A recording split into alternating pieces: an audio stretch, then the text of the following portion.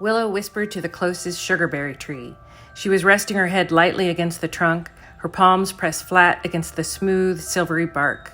The tree bent gently toward her, a stray branch catching briefly in her hair. Find him, guide him, with a nod and a bend. Bring him to me. Ube, ego, sum. There was a faint swirl of purple mist around her lips as her head rocked back, her eyes shutting in a wave of satisfaction that washed over her. The pain in her side momentarily softened. The dragons huddled behind her, snorting and pawing at the ground. Eamon, always the closest to her. The leaves of the sugarberry rustled and the roots around Willow's feet shook with a low hum. The witch opened her eyes and watched the next closest tree, an old live oak that passed for tall in Travis County, quiver in response in the moonlight. It was passing along the message. Eamon tilted his large head to the left and then the right. A puff of frosty air rose out of his mouth, warming into droplets. He stood up straighter, stretching his long neck, watching the parade of trembling trees. A swish, swish of sound in the treetops.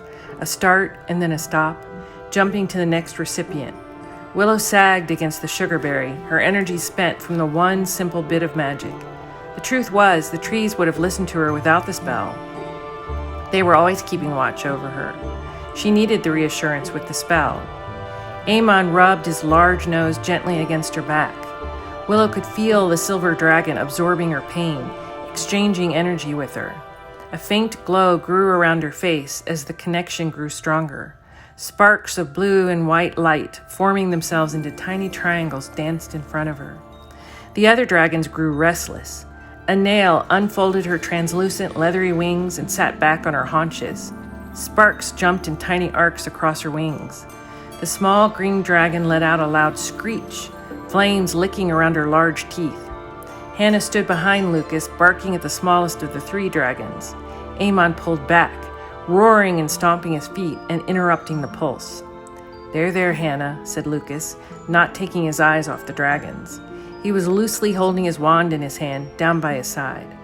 "Your friend's not going to know what to do. Tell him to wait by the house. No one should know about the dragons." Willow knew who he meant. "He'll know what to do," said Willow, one hand still braced against the tree. "Justin will know. In for a penny." Available now on Amazon and in Kindle Unlimited.